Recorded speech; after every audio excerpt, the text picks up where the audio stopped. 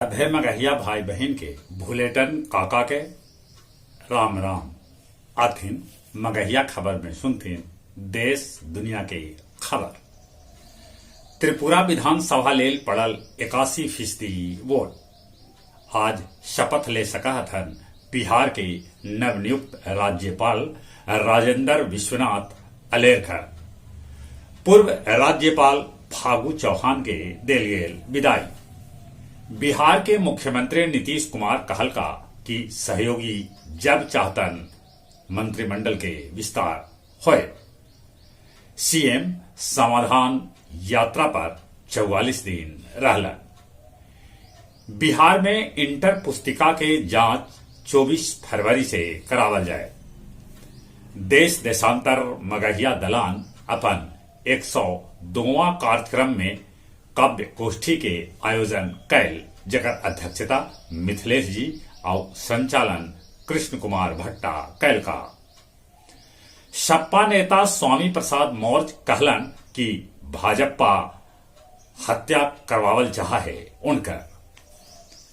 पलामू के पांकी में महाशिवरात्रि तोरण द्वार बनावे के लेके हिंसक झड़प होयल। 13 आदमी के पुलिस कैलक है गिरफ्तार। अतिक्रमण हटावे के दौरान पटना सिटी के मेहंदी गांव गुमटी भीड़ एगो दुकानदार अनिल अपन देह पर पेट्रोल छिट के लगा लेलक आग। रूस यूक्रेन पर दागल 36 गो मिसाइल, जकरा में 16 मिसाइल के यूक्रेनी सेना मार गिरौलन। दक्षिण अफ्रीका से कल 12 गो चीता फिर अपन देश भारत आवत। पाकिस्तान में पेट्रोल के दाम 272 रुपया प्रति लीटर हो गए है। इमामगंज प्रखंड के चुगावार गांव में कुइया में गिरल एगो हरिन के वन कर्मी सभे बचा लेलन। गया जिला में हर घंटा 20 आदमी के काट रहल है लवारिश कुत्ता। तीसरका दिन मैट्रिक के परीक्षा में गया जिला में 1235 परीक्षार्थी रहलन अनुपस्थित। और अब कुछ खेल के समाचार।